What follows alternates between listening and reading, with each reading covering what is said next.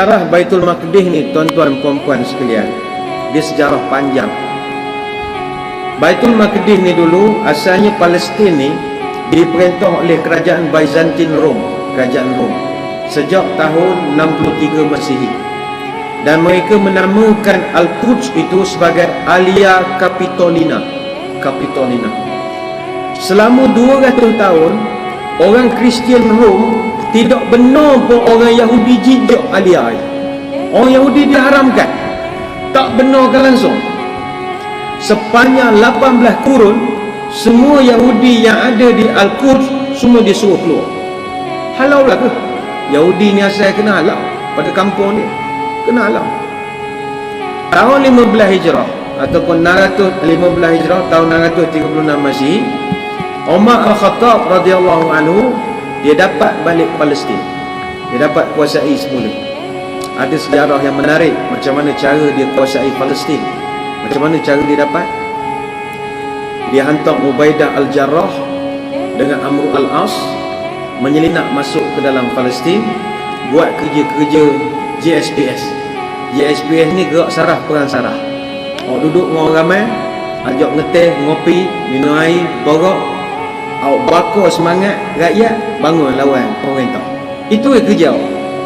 Zaman tu tak ada WhatsApp, tak ada Facebook, tak ada apa, dia pakai cara manual sajalah. Pergi borak kerajaan, tak betul. Kerja membakar je. Itu panggil gerak saraf, perang saraf. Kebetulan rakyat Palestin masa itu memang sedang ditekan. Ekonomi teruk, cukai banyak. Pendek kata ditindas oleh kerajaan Rom. Jadi mereka mainkan peranan, cocok. Rakyat bangkit. Ketika itu Gubernur Artibun, wakil kerajaan Rom, digulingkan oleh rakyat di Palestin. Dan rakyat Palestin berjaya berjuang sendiri. Jadi tak nampak dengan orang Islam yang main peranan tu. Yang nampak orang Palestin berjuang. Sebenarnya hak main tu Pok gabuk Umar Al-Khattab lah ke, dia hantar orang-orang dia, geng-geng seberan dia untuk awak mainkan peranan, cocok. Akhirnya berjaya kuasai balik Palestin. Dan mereka jemput Umar Al-Khattab sendiri datang untuk nak perasmian. Daripada Madinah, Umar pergilah ke Palestin. Dia masuk sendiri, dia sendiri datang. Jadi sejak tahun 636 Masihi, selama 12 kurun orang Islam perintah Palestin. Tidak ada isu. Orang Yahudi pun dipersilakan datang, hidup harmoni. Kalau Islam zalim, takkanlah selama 12 kurun orang Yahudi dengan Kristian boleh tahan duduk orang Islam. Maknanya kalau dia buat khianat ke orang Arab sekarang orang Islam, kita marah. Sebab kita dulu duduk situ, orang dia kita jaga molek. Siap bagi kad pengenalan lagi dulu. Jus solat, bagi warga negara lagi. Awak pula Samsin pula sekarang. Dulu dia datang semayang, askar orang Islam mantau dia semayang. Sekarang balik pula kita semayang, dia mantau kita semayang. Tu kita marah. Bukan 12 tahun, 12 kurun. Baik, abad ke-11 sampai 13, orang barat nak rampas balik. Ini puak-puak perang salib masa tu, dia nak rampas balik Palestin. Alasan dia, mereka kata dia kena cari alasan nak jajah negara orang ni. Alasannya masa itu dia kata Umar Al-Khattab tak kontrol orang-orang dia. Orang Islam sampai satu peringkat halang orang Kristian nak pergi buat haji di Jerusalem. Dia orang Kristian ada haji dia juga. Ada haji dia, haji dekat Jerusalem. Jadi dia buat alasan itu. Sedangkan mereka ni kadang dihalang masuk buat haji bukan kerana faktor larangan agama, kerana faktor immigration misalnya. Pasport kurang 6 bulan. Macam kita nak berjalan lah, pasport kurang 6 bulan. Hutang PTPTN misalnya, tak boleh keluar negara misalnya. Awak tak bayar cukai keluar negara 150 satu kepala. Benda teknikal immigration dan airport dan pelabuhan saja ketika itu. Bukan isu agama. Tapi dia jadikan isu itu paling besar untuk nak serang Palestin. 15 hari bulan 7 tahun 1099, seramai 150,000 tentera-tentera Perancis, Itali, Norman dan Genoa. Mereka gabung gempur Palestin. Masa itu seramai 80,000 orang-orang awam dan juga tentera Palestin terkorban. Lord Geoff Godfrey yang jadi panglima masa itu, dengan bangganya dia tulis satu surat kepada Pope Urban II. Kata dia, kami berjaya ambil semula Palestin. Dan yang paling kita marah dalam report resmi, ada report tu di muzium, darah orang yang mati sama parah dengan lutut kuda, kata. Oh, dia dengan bangga macam anak sungai saja. Kami dah berjaya selesaikan. Selepas itulah selama setengah abad Palestin tak pernah aman. Orang daripada Turki bangun, dia buat guerrilla warfare, lawan secara guerrilla. Macam kita lawan dengan British apa, secara guerrilla hutan saja, lawan. Ketika itulah munculnya Salahuddin Al-Ayyubi rahimahullah. Salahuddin Al-Ayyubi 2 Oktober tahun 1187 dia tawan semula Baitul Maqdis. Loceng emas di Masjid Al-Aqsa digantikan dengan azan, dan penduduk-penduduk Jerusalem diberi layanan yang terbaik. Beri semula tahap pendidikan apa semua baik sangat ketika itu. Tahun 1192 orang barat balas dendam, tak puas hati. 100,000 tentera salib daripada Jerman, Perancis dan England telah menyerang Asia Minor. Masa tu dia paksa semua tentera serang Palestin. Katanya kalau siapa yang tak nak pergi hantar bertugas di Palestin, dia punya income tax lebih tinggi. Pokok ni dengar boleh kurang income tax, ketok kepala lah. Kurang income tax ni suka. Dia sanggup pergi tugas di Palestin. Tahun 1192 disebabkan serangan itu begitu banyak, dan umat Islam ketika itu dah tak benak perang dah. Tahun 1192 dia dah hura dah umat Islam, banyak hiburan, sibuk dengan wifi, sibuk dengan apa agak zaman itu, dah kuat dengan WhatsApp group, kuat dengan benda kata korang, dah tak berapa nak kuat. Sembahyang subuh pun tak berapa ramai dah masa itu. Akhirnya Salahuddin tak kuat juga, tak asyik dia je, tak ada lalu support. Lepas dia mati pun 5 kawan seorang-seorang. Hak lain tu tak ada lalu nak menolong. Akhirnya dia buatlah perjanjian dengan Richard the Lionheart, terkenal Panglima England, Richard the Lionheart. Ada filem tentang Richard the Lionheart. Dia buat MOU, buatlah perjanjian untuk nak mengatakan lu tak kacau gua tak kacau lu. Kita sap-sap soya, kita tolak ansur, lu masuk, gua tolong, gua punya orang lu tak boleh kacau. Itu sajalah. Orang marah Salahuddin Ayyubi, tapi awak punya marah awak tak nolong dia menjaga Palestin juga. Dia banyak kerja lain lagi, penat dia. Kuat poyo-poyo umat Islam dah lemah, sibuk dengan macam-macam. Buat perjanjian, lemah sikitlah ketika itu. Tahun 1886 orang Islam bangkit semula. Lambatlah 1886. Buat perjanjian 1192. Baru sedar awak punya negara ambil dia orang sikit-sikit tahun 1886. Lawan balik, tapi dah terlambat dah. Orang Yahudi dia dah beli tanah banyak gila masa itu. Umpama kalau Kuantan ni segala tanah strategik ambil dia dah. Awak adalah tinggal blok-blok anak air, blok-blok ala kampung semangat gitu je dah. Bandar tak ada dah. Sabul dia semua dah. Lambat sangat dah. 1192, 1886 baru celak mata. Tu pun tahanlah celak mata pada tidur terus. Yahudi pula bila tengok orang Arab ni dah start bangkit, dia isytihar negara dia. Isytihar Israel itu sebagai negara dia. Diisytiharkan Israel sebagai negara Israel 14 Mei 1948. Masa dah terlambat dah. Cucu cicit yang jual menentang-menentang semua ni tak boleh buat apa, sebab Tok Ki awak jual tanah. Tok Ki awak jual tanah, mana tahu tanah pun tak maju juga, jual je lah. Jual tengah-tengah bandar apa semua. Kalau macam kita ni tengah bandar buat masjid, tahanlah 2 ekar, nasib baik lah, lebih ahli cerdik lu buat masjid. Buat supermarket tak ada lah, mana semayang, tahu kita semayang semuanya metan agak. Palestin tak ada orang nasihat. Daripada tahun 48 kena tindah. Orang Arab pun tak berapa nak melawan, lantak kalah, duduklah sini.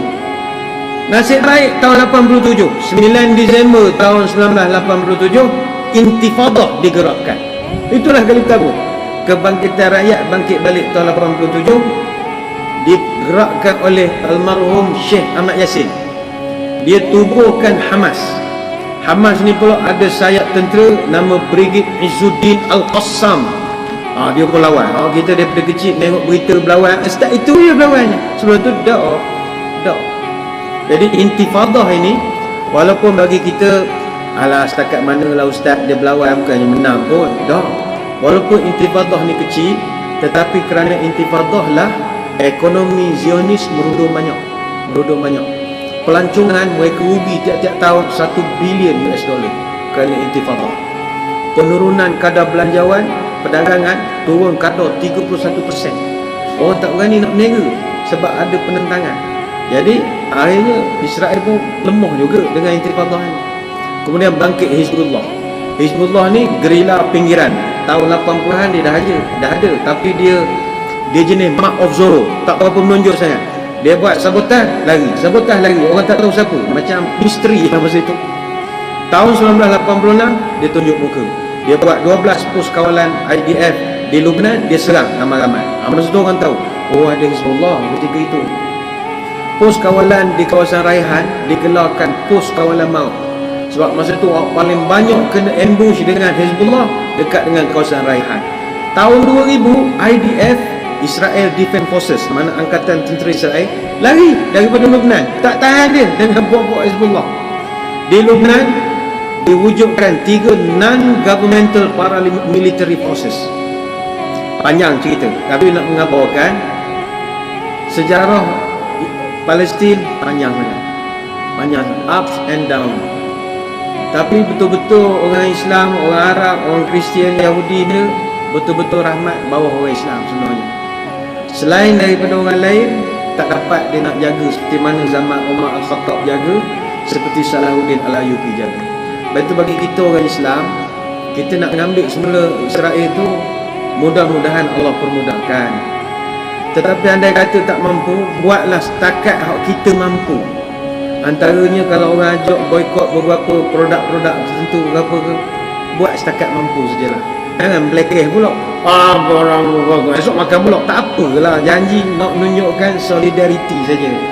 Nak menunjukkan aku bersamamu wahai saudara-saudaraku di Palestin. Mu sahur di Palestin, kadang berbuka di surga. Pokok tu sial dia.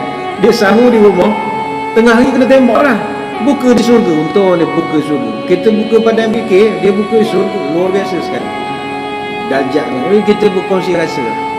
Jadi kalau orang tanya, adakah nak tunggu takluk Palestin dulu baru boleh kiamat? Tak. Ini dah pun berlaku di zaman Umar Al-Khattab. Tu yang ketiga. Cuba tengok bagaimana rakyat Palestin berhadapan dengan tentera Zionis Israel ni, tuan-tuan, Yahudi ni. Tenang, cuba tengok lah. Saya ni malas nak ulas dah. Benda-benda ni orang duk telefon tanya, saya malas nak ulas. Benar ni saya nak tanya tuan-tuan, serangan tentera Israel terhadap rakyat Palestin di Baitul Maqdis, terutamanya di Aqsa ni, saya nak tanya tuan-tuan, cerita ni cerita baru ke cerita lama ni?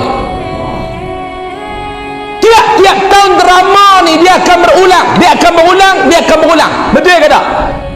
Drama ni dia akan main tiap-tiap tahun tuan-tuan, cuma episod yang berbeza. Tahun ni dia main pula serangan ketika mana umat Islam di Palestin sedang beribadah di dalam masjid yang suci, Masjid Al-Aqsa. Tiba-tiba mereka diserang dengan peluru dan bom daripada tentera Israel. Laknatullah alaih. Tuan-tuan, benda ni benda tiap-tiap tahun kita akan baca. Dan tiap-tiap tahun dah tuan-tuan, musuh Islam akan tengok perangai umat Islam. Perangai macam mana? Hangat-hangat tai ayam. Tuan-tuan, apa kita tak buat lagi tuan-tuan? Bijak bendera dah Israel ni. Bakar bendera, bakar dah. Kutuk dah. Daripada heran ke kita ke tuan-tuan? Tak ada heran punya. Sebab tu orang kata, ustaz, macam mana perasaan? Yang pertama tuan-tuan, kena ubah sikap dan perangai orang Islam ni dulu. Sebab apa mereka ni berani tuan-tuan? Sebab mereka tahu umat Islam walaupun ramai di dunia, pemimpin-pemimpin Islam walaupun ramai di dunia, nothing, tak ada apa. Pepatah Arab kata mawjud kal adam, ada lagu tak ada.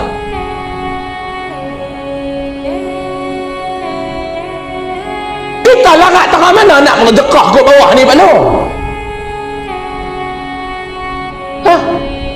Apa kita boleh buat? Cuba abang, apa kita boleh buat? Setiap tahunlah kita duk dengar slogan yang sama, boykot produk Israel, boykot produk Amerika, boykot produk Yahudi. Tiap-tiap tahun duk dengar benda yang sama. Tapi lama mana? Lama mana? Dulu kita marah, kita buat kempen BMF. Mana dia?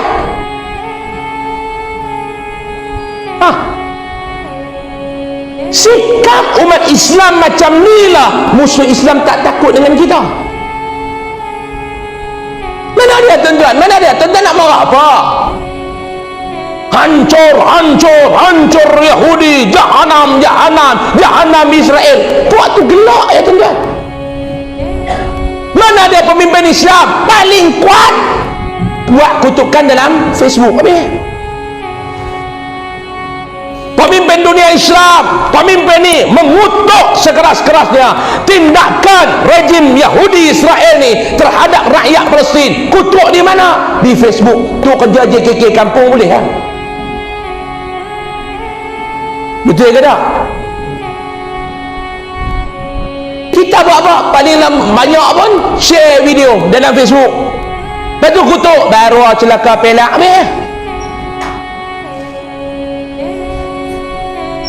Mana dia tuan-tuan?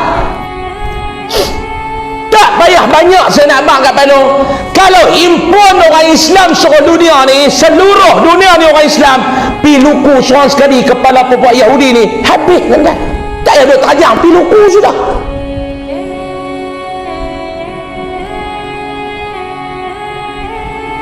Mana dia? 3 minit ni.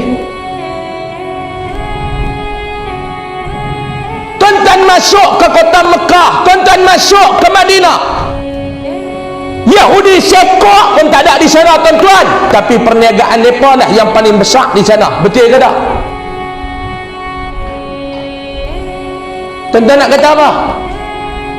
Hak di bawah ni kita nak buat apa? Boykot. Lama mana boykot? Paling lama 4 bulan, paling lama bulan kelima pula balik. Tuan-tuan tak ada sembang lah nak marah Israel ke apa. Kalau rokok tak boleh buang pada mulut, tak ada sembang. Tuan-tuan sembang benda ni lah, tak sakit hati kan? Ni dia pok ni celaka kan? Tengah orang duk sembahyang, dia boleh duk tembak tu baru kita kena buat sesuatu kan?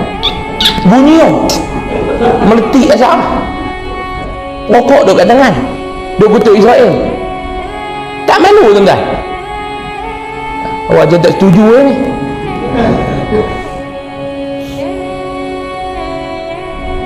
Tuan-tuan, negara haram Israel ni tahun 40-an, tahun 30-an, tahun 20-an duk tak mana tuan-tuan?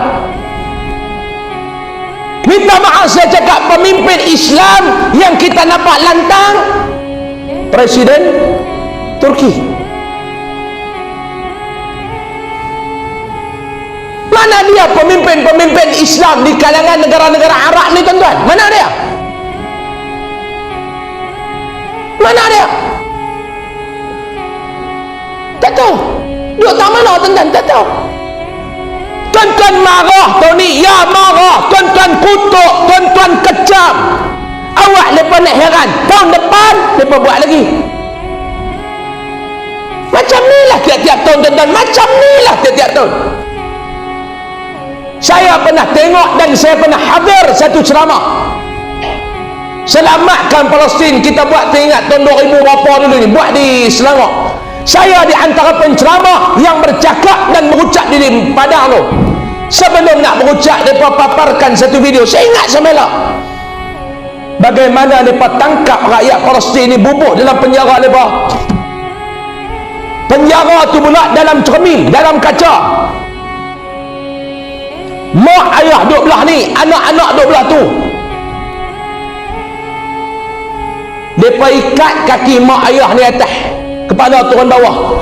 Tentera Israel tembak mak ayah di depan mata anak-anak.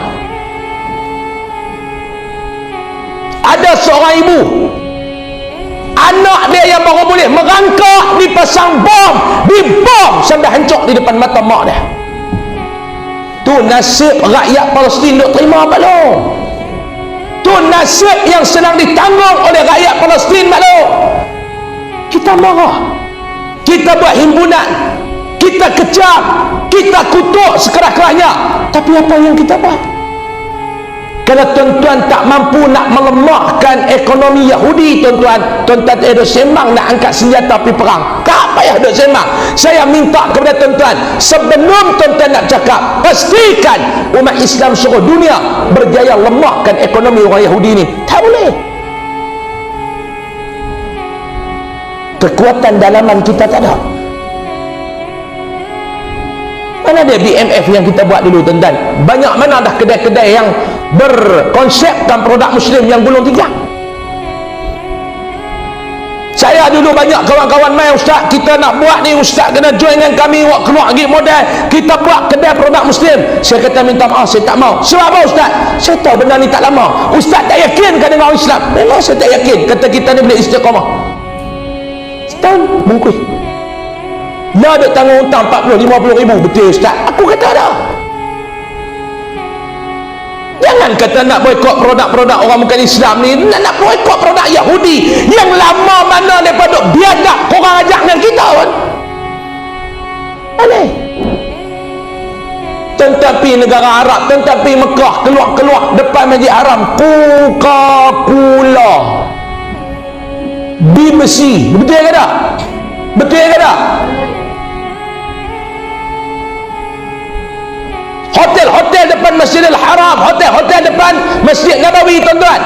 Ya, pemegang saham terbesar negara tu orang Islam, tetapi dunia, siapa ada pemegang saham terbesar hotel-hotel tersebut?